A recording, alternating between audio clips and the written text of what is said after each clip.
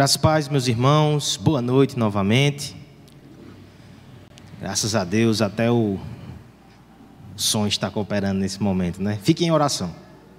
E abra a sua Bíblia em Romanos capítulo 3, a partir do verso 21.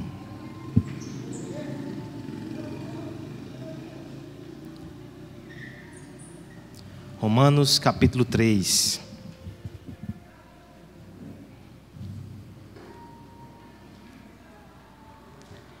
Durante o mês de outubro, como de costume, nós paramos para lembrar sobre aquele grande evento que tanto contribuiu para o que somos hoje enquanto igreja, a Reforma Protestante. E nós estamos estudando justamente um pilar dessa reforma, ou o pilar, a doutrina da justificação pela fé. Essa foi a doutrina que separou a igreja protestante da igreja católica. Mais do que a adoração a imagens, mais do que a questão de Maria, o justo viverá pela fé. Cumpre-nos então nos apropriar desse legado, entendendo essa doutrina. Entendendo inclusive que mais do que aquela fé que nós escutamos e que nos salvou num primeiro momento, ela continua sendo útil hoje para nós. Não somente em datas comemorativas, não somente por coisas que aconteceram no passado, mas hoje essa preciosa verdade, ela tem impactos na minha vida, tem impactos na sua vida. Se semana passada nós falamos sobre a fé que salva, hoje nós veremos que a fé que salva também é a fé que santifica. Nós leremos nesse instante Romanos capítulo 3, do verso 21 ao 31, lembrando que nós já estudamos do verso 21 ao 26, você pode acompanhar no nosso canal e no Spotify se não estava aqui semana passada. Nós iremos nos deter nessa noite dos versos 27 a 31, mas leiamos todo o texto para que possamos preparar o coração para a verdade que vai ser proclamada nessa noite. Acompanhe com fé e com esperança a leitura da palavra de Deus. Mas agora, sem lei, se manifestou a justiça de Deus, testemunhada pela lei e pelos profetas. Justiça de Deus mediante a fé em Jesus Cristo para todos e sobre todos os que creem, porque não há distinção. Pois todos pecaram e carecem da glória de Deus, sendo justificados gratuitamente por sua graça, mediante a redenção que há em Cristo Jesus, a quem Deus propôs no seu sangue como propiciação, mediante a fé, para manifestar a sua justiça, por ter Deus, na sua tolerância, deixado impunes os pecados anteriormente cometidos, tendo em vista a manifestação da sua justiça no tempo presente, para Ele mesmo ser justo e justificador daqueles que têm fé em Jesus. Até aí, semana passada. Agora o texto da noite. Onde, pois, a jactância? Foi de toda excluída. Por que lei? Das obras? Não. Pelo contrário, lei da fé. Concluímos, pois, que o homem é justificado pela fé, independente das obras da lei.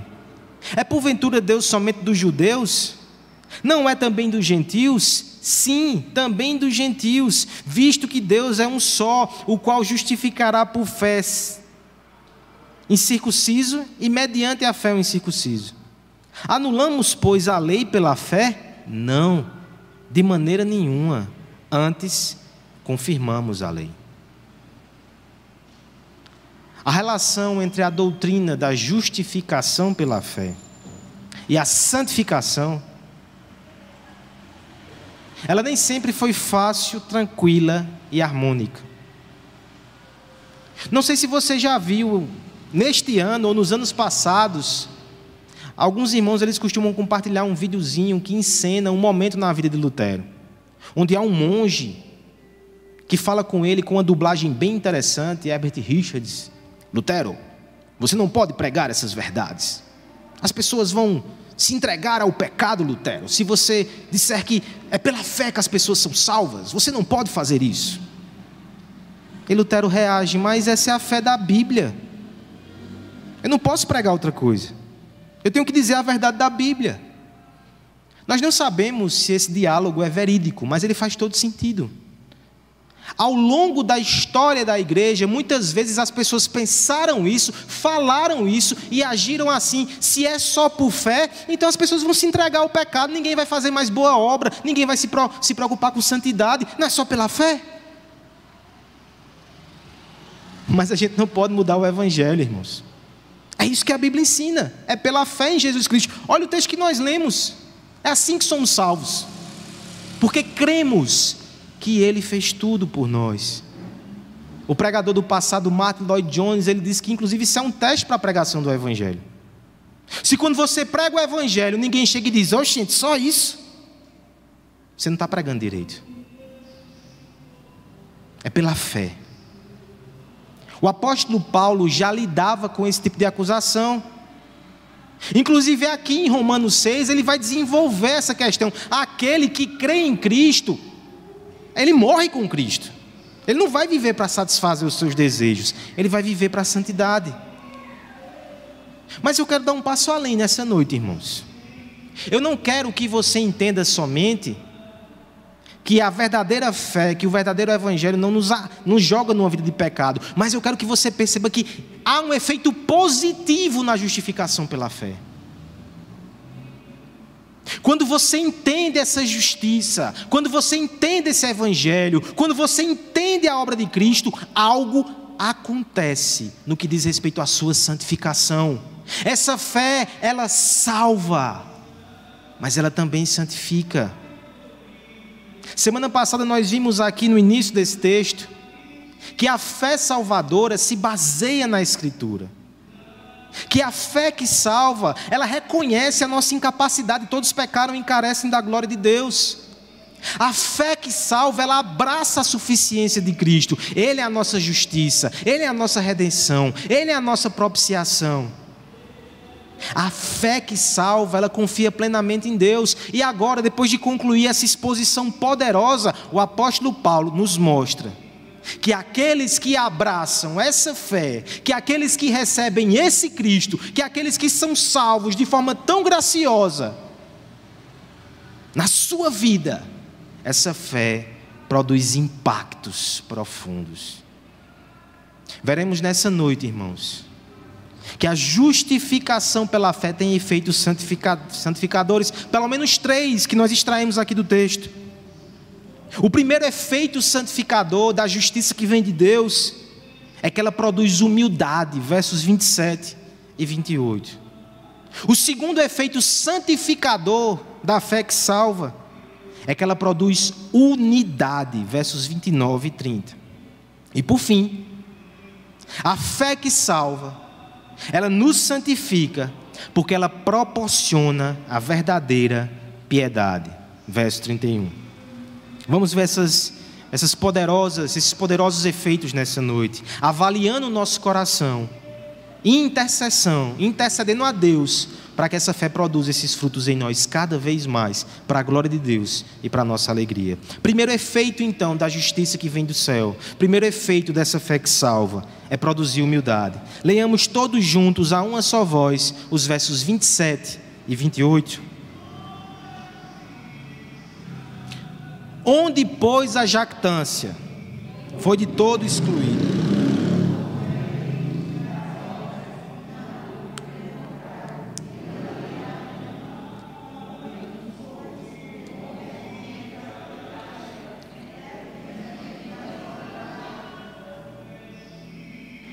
Ninguém explica Deus.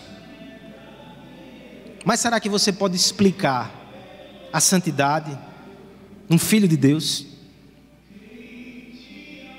Eu quero que você pare e pense em algumas imagens mentais sobre quem é o homem ou a mulher santa. Alguns vão ter imagens que vão distantes, viu? Talvez para você o santo seja um monge isolado de todos, nos seus votos de castidade, voto de riqueza. Talvez não, sua imagem mental seja mais próxima. Você lembra do irmão da igreja, muito simples, mas que serve ao Senhor com sinceridade, que busca ao Senhor com fervor, que tenta viver uma vida que agrada a Deus. Talvez você vá ainda mais longe e você olhe para o céu e veja aquele que lá desceu e que viveu uma vida perfeita entre nós, com mansidão, com justiça, com graça e com verdade. Jesus Cristo, a santidade encarnada. Mas há algo de comum entre todas essas imagens mentais que você pode ter. Você percebe que há uma áurea de simplicidade e de humildade em todos? Você percebe que intuitivamente até a gente percebe que orgulho, soberba, não encaixa com santidade? E vocês estão certos, nós estamos certos nesse parecer. O orgulho é um problema. A postura altiva, o olho de cima, a sobrancelha que às vezes denuncia aquilo que as palavras não falam, essa disposição no coração, essa impressão que nós somos grandes coisas e que talvez sejamos maiores e melhores do que os outros, isso é totalmente ilusório. Isso é um problema sério. Ainda que o mundo tolere, ainda que o mundo normalize, ainda que a gente enxergue às vezes na igreja, ainda que às vezes a gente perceba no nosso coração, essa disposição ela deve ser afastada, ela é incoerente. Primeiramente, porque sempre é importante lembrar que nós somos criaturas. Nós somos pequenos, finitos, mortais, falhos e caídos. Nós não somos a última Coca-Cola no deserto. Nós não somos os melhores, os maiores. Nosso coração nos engana tanto a respeito disso. Mas esse problema ele tem raízes antigas e profundas. Alguns vão dizer que foi exatamente o orgulho que nos afastou de Deus no Éden. Porque os nossos primeiros pais tinham tudo, mas eles não se satisfizeram. Eles quiseram ser igual a Deus. O que é isso senão uma postura orgulhosa? Que hiperdimensiona a sua importância. Que não se contenta com nada. Que não se satisfaz com nada. Quer tudo. Interessante que, depois do primeiro pecado, nós temos uma história terrível, emaranhada pelo orgulho. Adão e Eva caem e tentam se cobrir com folhas, tentam se esconder de Deus. Os descendentes de Adão e Eva tentam construir uma torre que os leve até o céu. A parte de Deus, nós queremos chegar até o céu, Babel. Quanto orgulho marca a trajetória do homem nessa terra. Mas nós percebemos também na Escritura que o Senhor, de forma muito graciosa, Ele traçou um caminho paralelo. E esse paralelo, ele foi crescendo nas Escrituras. Nós estudamos isso aqui hoje de manhã no discipulado, o plano de redenção de Deus. E esse plano de redenção de Deus culmina com a vida de Jesus Cristo, sua vida perfeita, sua morte expiatória, sua ressurreição triunfante. Aqui está finalmente a salvação. Nós chegamos inclusive no nosso texto, porque ele descreve essa obra. Agora veja o que Paulo vai dizer então com tanta ênfase no verso 27. Se a salvação não é por obras, se nós não conquistamos nada pelo nosso esforço, se nós não somos superiores moralmente, se nós não somos um sucesso espiritualmente, se tudo é pela graça, se tudo foi feito por Cristo, se somente Ele conquistou essa salvação e nos deu pela graça, por meio da fé, qual é o espaço para a jactância? Em outras palavras, qual é o espaço para o orgulho? Por que você está se orgulhando?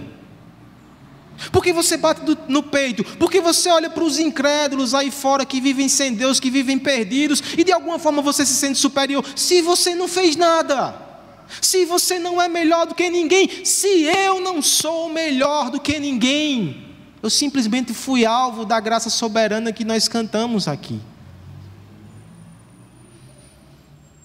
No meio da igreja, ainda há aqueles que dizem: não, eu sei que Jesus fez tudo, mas a minha parte eu fiz também. Eu levantei a mão. Eu levantei a mão. Aí Paulo vai dizer, Efésios 2:8, até a fé é dom de Deus. Foi Deus que colocou fé no nosso coração para abraçar a redenção em Jesus. Tudo quem fez foi o Senhor. Portanto, irmãos, joguemos fora o nosso orgulho. Nós não somos melhores do que ninguém, mas nós conhecemos aquele que é melhor do que todos nós. Nós não merecemos aplausos, mas nós conhecemos aquele que merece toda a honra, toda a glória, e foi Ele que nos salvou.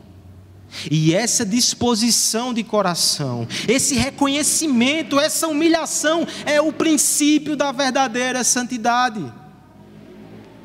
Você não pode ser santo enquanto você não for humilde, porque senão você não vai abrir mão das suas vontades, porque senão você não vai servir o seu irmão se você não for humilde, você não vai perdoar o seu irmão se você não for humilde, você não vai dizer não aos seus impulsos se você não for humilde, você não vai se submeter ao ensino da palavra se você não for humilde, você não vai permitir-se muitas vezes ser preterido se você não for humilde. Não há santidade sem humildade. Mas aqueles que entendem o Evangelho, que entendem a justificação pela fé, que entendem a salvação pela graça, que abraçam Jesus como todo e suficiente Salvador, estes ali começam o seu processo de humilhação. A fé que salva, ela produz humildade. Há um relato no Evangelho que me lembra isso. Lá em Mateus capítulo 8, o evangelista narra um centurião romano, um homem notável daquela sociedade. Ele vai até Jesus porque ele quer um milagre de Jesus. O seu servo está doente. E ao chegar lá ele diz: Jesus, eu sei que com uma palavra tua ele pode ser curado, você não precisa nem ir lá. Eu não sou digno de roubar esse tempo teu. Jesus, com uma palavra, cura o servo do centurião. E sabe o que Jesus diz no final desse momento tão interessante? Ele diz assim: digo-lhes em verdade, eu não encontrei em Israel ninguém com tamanha fé. Jesus contempla aquela postura de humildade e Jesus diz: isso é fé. Há fé por trás dessa postura. Eu quero que nesse momento nós analisamos então, nesse texto, a nossa postura. Porque muitas vezes, especialmente na nossa igreja, eu digo igreja presbiteriana, digo igreja reformada de forma geral, nós somos conhecidos por estudar as Escrituras. Mas infelizmente, nós temos uma fama terrível de orgulhosos e arrogantes.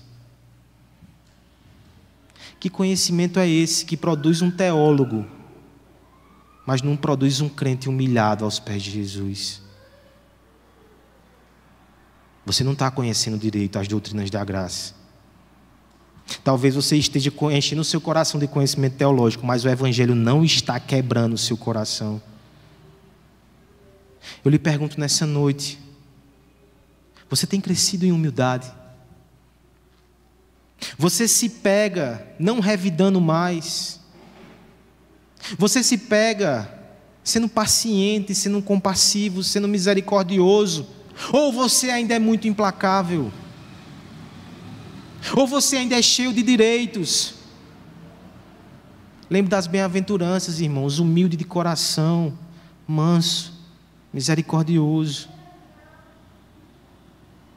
Quanto mais nós abraçamos essa fé, mais isso acontece em nós. Amanhã é o dia das crianças. E eu me lembro aqui de outro momento em que Cristo pega uma criancinha e diz que a gente tem que ser humilde como elas. Essa é a nossa meta. Esse é o nosso alvo. Porque as lentes da infância, elas enxergam um mundo gigantesco a explorar. Mas elas também percebem que ele é cheio de perigos para os assombrar. Por isso, elas se apegam às mãos dos pais. E somente sentindo esse toque de segurança, elas atiram-se na direção do desconhecido. A dependência é o seu escudo. A esperança é a sua lança. Elas confiam, elas dependem, elas são humildes. Mas muitas vezes os olhos mais velhos, eles correm o risco de tornarem-se orgulhosos e cínicos. Nada é tão grande que impressione a não ser os seus próprios feitos e a sua inflada capacidade.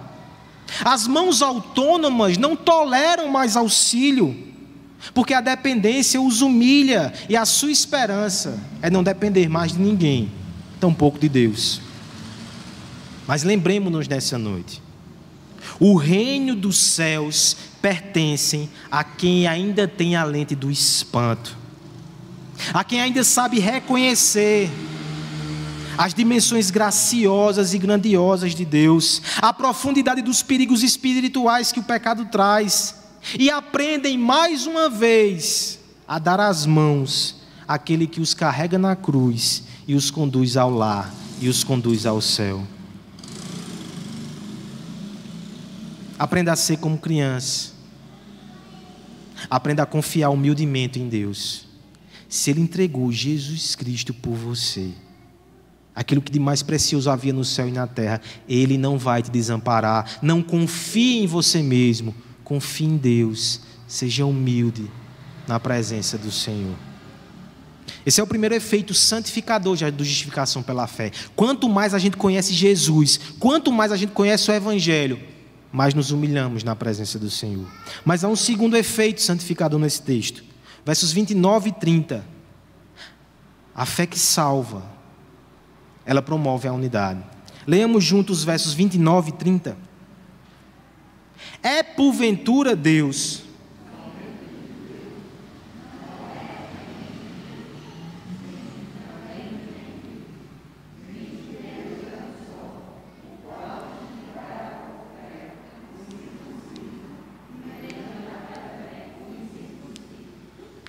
A promoção da paz é uma bandeira muito legítima. E as pessoas mais diversas da sociedade, elas vão se empenhar, ou pelo menos vão reproduzir esse desejo. Isso aqui une ateístas e as pessoas mais religiosas. Todos, de alguma medida, eles querem a paz.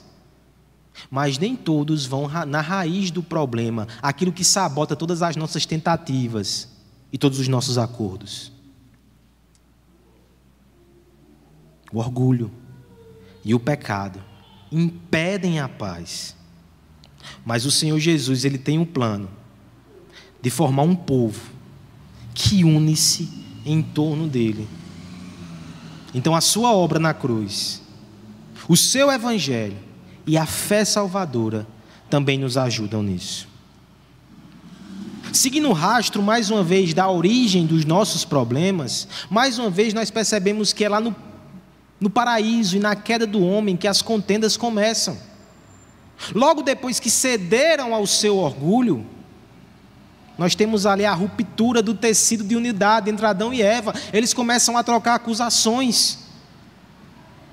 Na próxima geração, essa ruptura se torna sangrenta. Um irmão mata o outro. Quando o pecado entra no mundo, quando o orgulho tem vazão, o resultado é destruição. É falta de unidade. Porque o coração vaidoso e orgulhoso, ele é insatisfeito, ele é invejoso, ele vive a contender, ele vive a disputar, ele vive a machucar e ser machucado. Tiago vai dizer que a origem de todas as guerras são as nossas cobiças.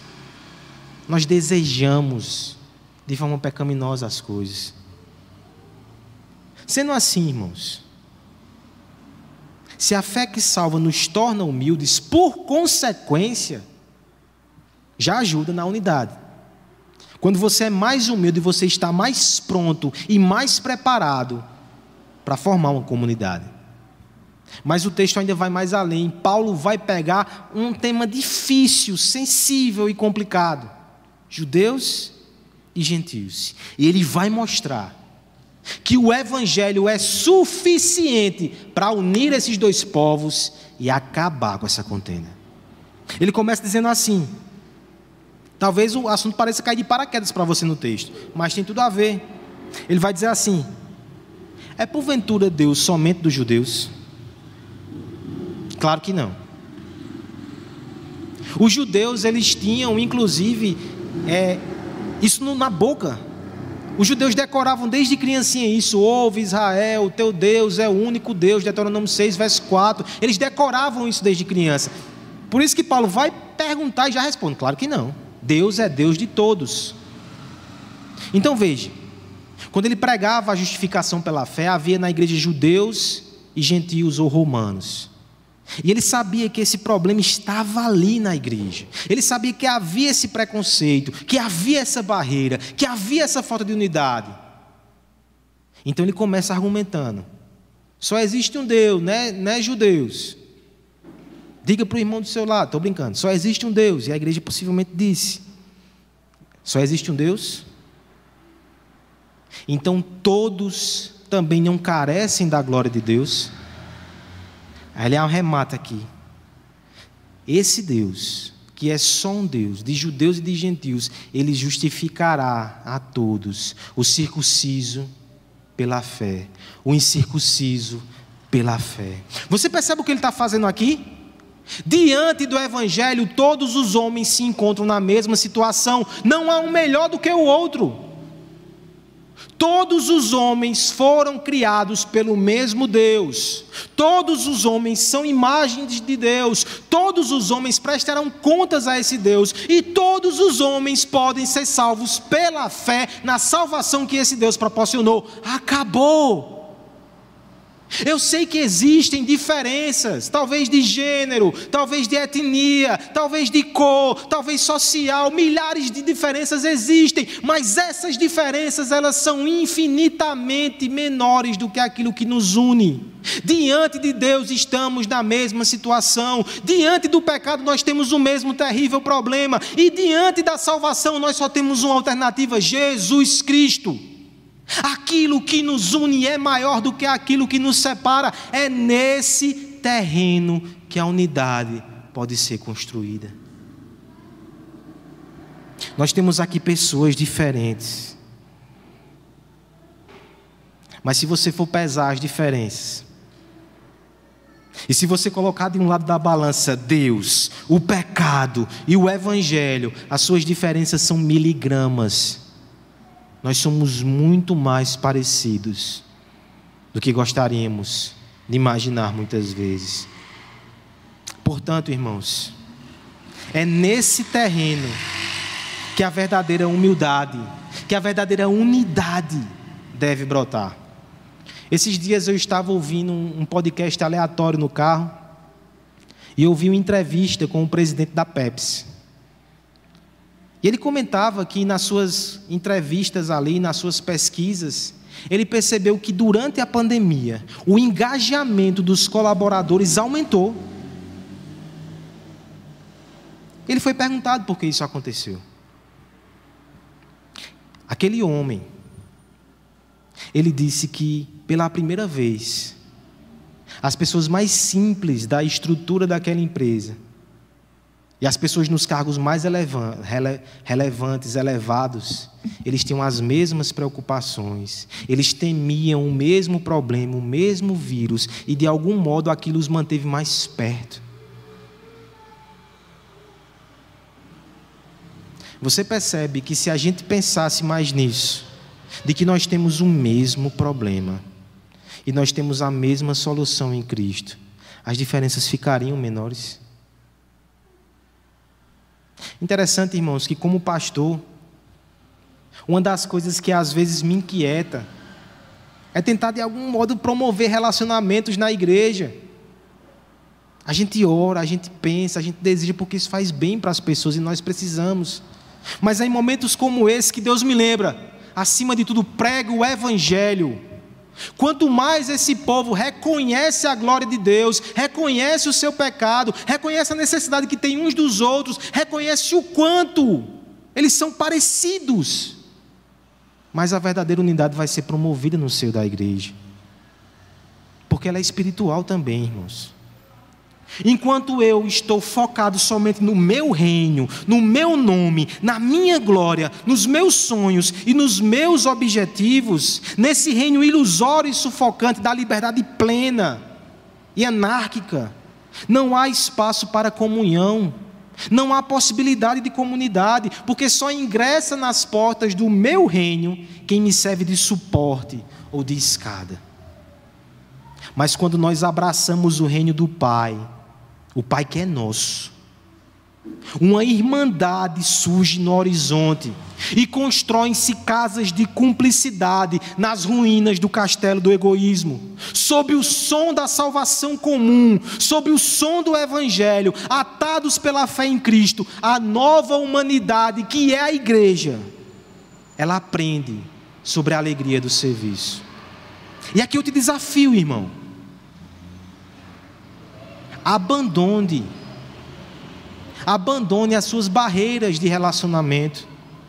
Talvez de só se relacionar com quem tem a idade parecida com a sua, quem está num contexto familiar parecido, quem tem uma condição social parecida. Deus te deu irmãos aqui, aventure-se. Descubra o que Deus tem feito na vida deles. Descubra como você pode abençoar, o que você pode aprender, como vocês podem servir juntos, como vocês podem construir um relacionamento lindo que o mundo não conhece, porque o mundo se agrupa por grupos de afinidade. A igreja se agrupa no entorno de Cristo, porque é na cruz do Calvário que a verdadeira unidade nasce. Você não sonha em ver isso? Você não deseja participar disso? Abra o seu coração, abra a sua casa, seguindo as normas sanitárias, mas envolva-se nesse projeto lindo, porque a fé que salva, ela produz comunhão. Humildade, unidade.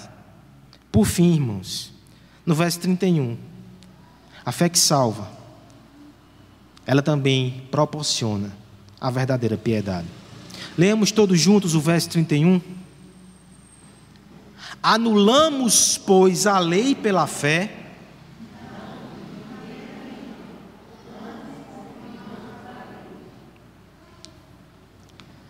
Eu creio que poderia ser unanimidade entre nós, que os crentes eles devem ser humildes. A gente nem sempre age assim, mas a gente crê assim.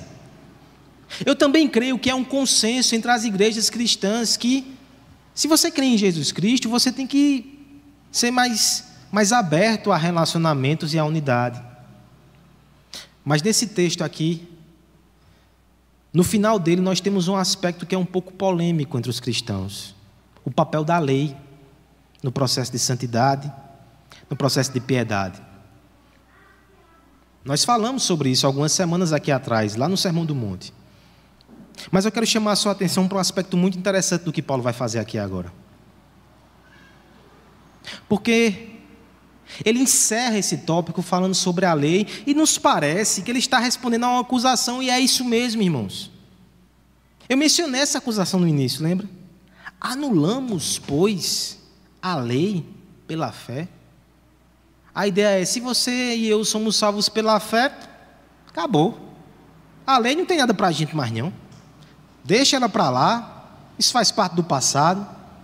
Cada um pode viver do jeito que quer. E a lei de Deus? É interessante que Paulo vai desenvolver melhor esse argumento no capítulo 6. Mas aqui nos parece que ele faz essa defesa logo de cara, para dizer que não é bem assim, para poder passar adiante. Mas nessa defesa, nós encontramos o pico do seu argumento. Porque a santidade tem tudo a ver com a forma com que a gente se relaciona com a lei de Deus. Qual é o padrão? Como é que eu sei que alguém está indo bem, que alguém está acertando, que alguém está se assemelhando a Jesus? É a lei. Por isso que Paulo coloca a lei no centro do debate e diz: nós não anulamos a lei de forma nenhuma, nós a confirmamos. O confirmar aqui no grego literalmente é nós colocamos ela de pé, nós a erguemos, nós a levantamos. É como se diante da pregação da justificação pela fé alguém chegasse: isso aqui não tem serventia não, vou jogar isso fora. É como Letícia, que ela tem uma história agora de fazer destralhe em casa, então ela sai jogando tudo fora, eu saio atrás, catando algumas coisas. Não, isso aqui não, isso aqui não. Alguém chegou e fez a lei, destralha, joga fora. Aí Paulo pega, de jeito nenhum. Ele levanta e diz: eu coloco essa lei de pé, eu coloco essa lei em evidência. Meus irmãos, por causa do Evangelho, é que nós agora podemos ter uma relação saudável com a lei de Deus, porque antes nós não tínhamos como. O legalista, ele parece apreciar muito a lei de Deus, mas ele se move pelo medo, pelo orgulho, pela vaidade.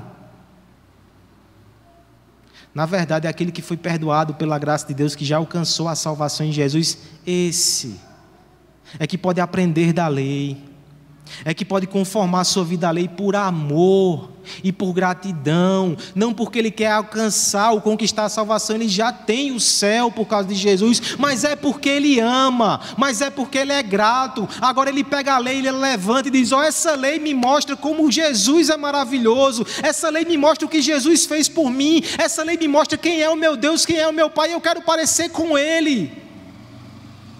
Eu quero escrever cartas de amor com os meus pequenos gestos de santidade, e eu quero jogar para o céu, e eu quero enviar para o meu Jesus. É por isso que a gente está aqui aprendendo semana após semana qual é a vontade de Deus. É por isso que a gente está aprendendo o que Deus espera de nós. É por isso que nós nos quebrantamos, que nós pedimos a graça, não para ser salvo, não por medo do inferno, mas por amor a Jesus Cristo. Pense num personagem bíblico que passou por isso. Havia um homem chamado Zaqueu. Aquele homem era publicano, aquele homem era um pecador. Jesus vai até ele.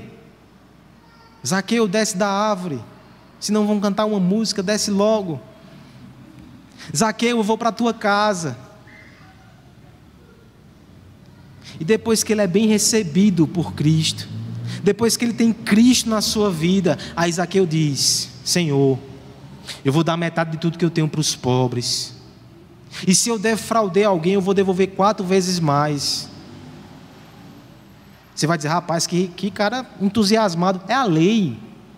Ele simplesmente está cumprindo a lei do Antigo Testamento, que dizia que se você prejudicar alguém, você vai devolver para aquela pessoa 4 vezes mais. Olha o que aconteceu aqui. Zaqueu foi acolhido por graça. Zaqueu foi salvo por Cristo. Cristo não pegou um checklist e fez: vem cá, Zaqueu, você fez isso, você fez isso, você fez não, vaza. Não. Ele viu a fé de Zaqueu, ele recebeu Zaqueu como um dele, e depois, com o coração cheio de gratidão, com o coração cheio de amor, Zaqueu disse: eu quero obedecer à lei agora, Cristo. Eu quero ser parecido contigo. Eu quero agradar a Deus. Eu quero mostrar a esse mundo que eu não sou mais o mesmo. Meu coração não está na riqueza. Eu não sou escravo na ganância. Eu morri na cruz e eu tenho uma nova vida. Eu quero demonstrar isso através da lei. Essa é a disposição do seu coração, irmão. Ou você ainda se aproxima das regras, dos mandamentos por medo? Ou você ainda espera ganhar alguma bênção da parte de Deus, ou teme a maldição de Deus se você não cumprir? Se você está agindo assim ainda, você está tão aquém do verdadeiro significado, da verdadeira piedade. Eu quero que você confie mais, e que você descanse mais no Evangelho de Cristo, e que seu amor cresça, e constrangido pelo amor, e movido pela gratidão, ai que você seja santo, ai que você queira fazer a vontade de Deus. Aí é que você vai aprender a morrer para você mesmo e viver para Deus, mas porque o seu coração foi conquistado por essa graça. Nós precisamos do Evangelho, irmãos. O Evangelho não é só para salvação. Você que está aqui nessa noite, que ainda não entregou a sua vida, eu preciso ser muito claro, você precisa demais do Evangelho. É a sua única esperança. Você precisa da fé que salva. Você precisa reconhecer que por você mesmo você está perdido, mas aquele homem que morreu na cruz, ele morreu para dar salvação, e entregue a sua vida a Ele. Você precisa do Evangelho.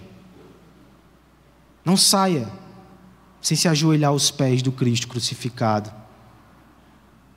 Mas eu também preciso dizer você que talvez tenha 30 anos de igreja.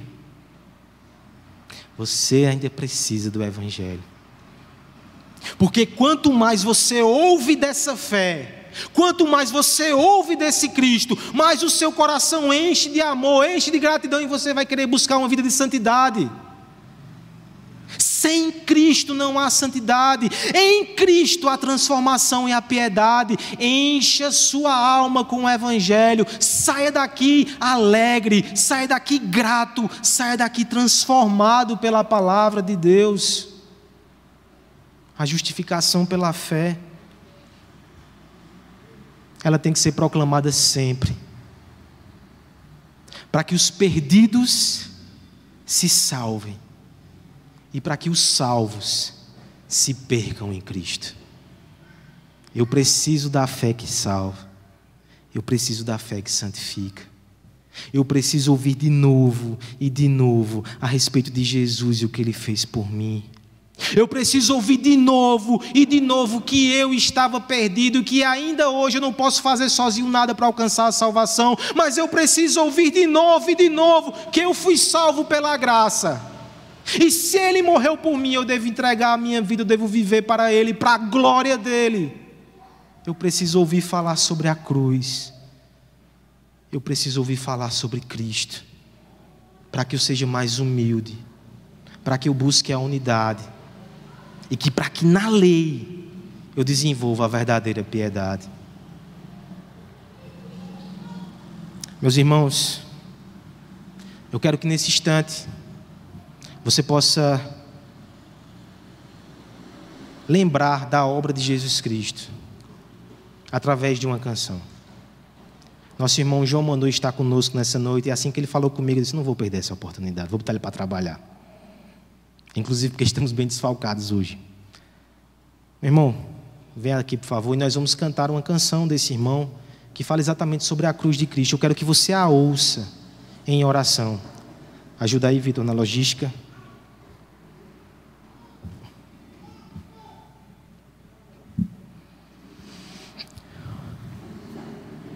Nós precisamos de pregação do Evangelho. E nós precisamos de canções que falem do Evangelho. Por isso que eu fico feliz com esse momento, com essa oportunidade. Que possamos ser abençoados pelo nosso irmão. Pode tirar a máscara, irmão.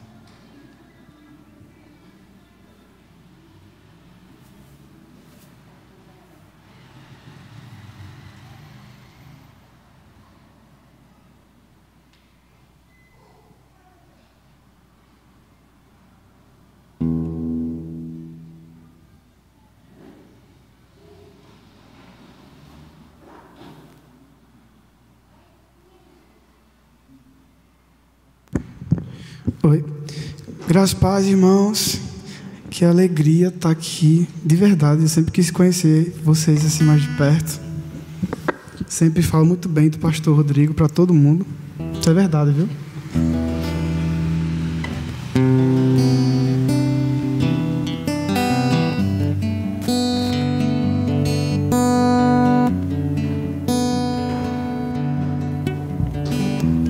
Me encontrou no deserto e me livrou da escuridão.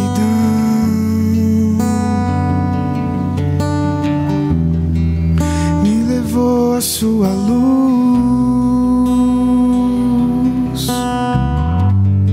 me deu um novo coração.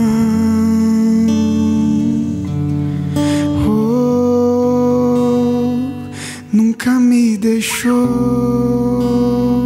quando mais precisei. Você esteve aqui.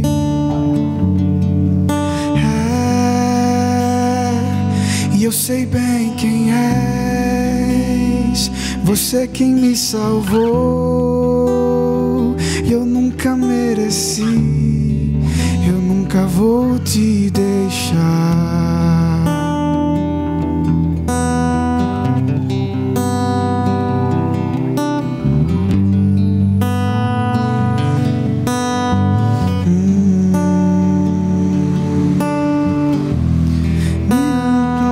Do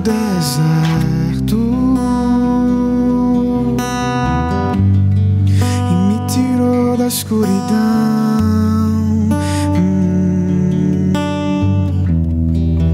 me levou à sua luz,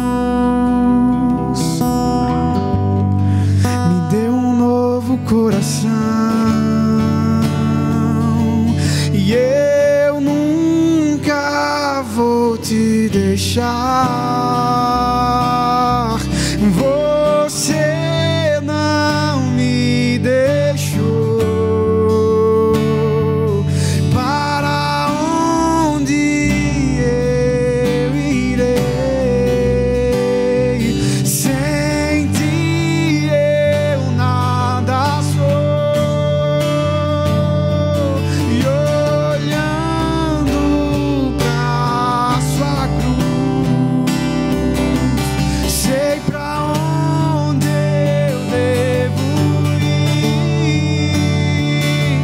Sua graça me alcançou,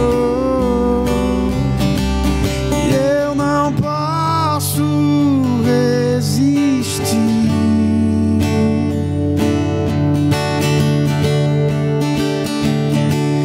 Guia-me em tua presença, enche-me da tua paz. Eu quero habitar em teu doce amor. Guia-me em tua presença, enche-me da tua paz. Eu quero habitar em teu doce amor. Guia-me em tua presença, enche-me da tua paz. Eu quero habitar em teu doce amor.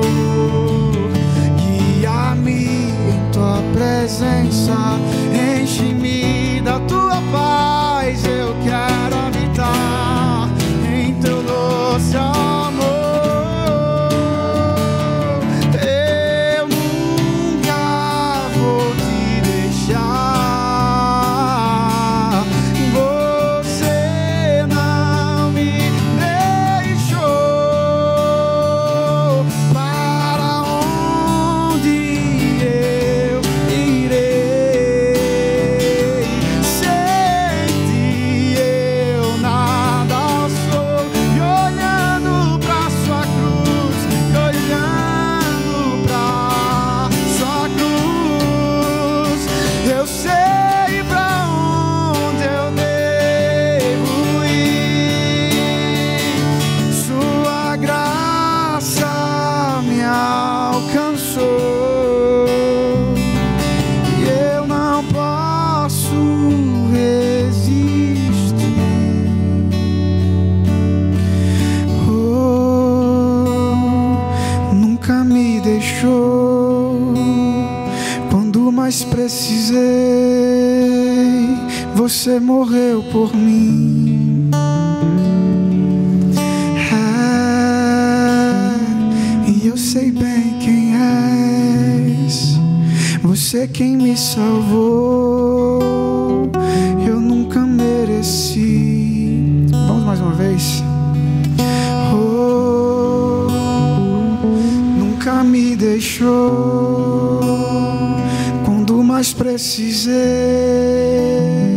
Você esteve aqui.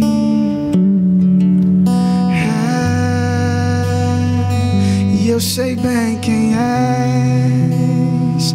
Você quem me salvou. Eu nunca mereci. Nunca vou te deixar. Vamos orar, irmãos. Te agradecemos, Senhor. Te agradecemos porque o Senhor não nos deixou à mercê dos nossos pecados.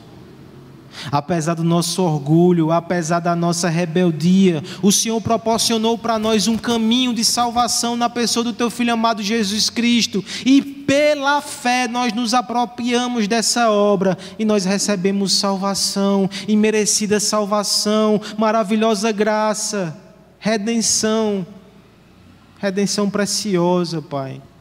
Muito obrigado por Cristo. Muito obrigado pela obra da cruz.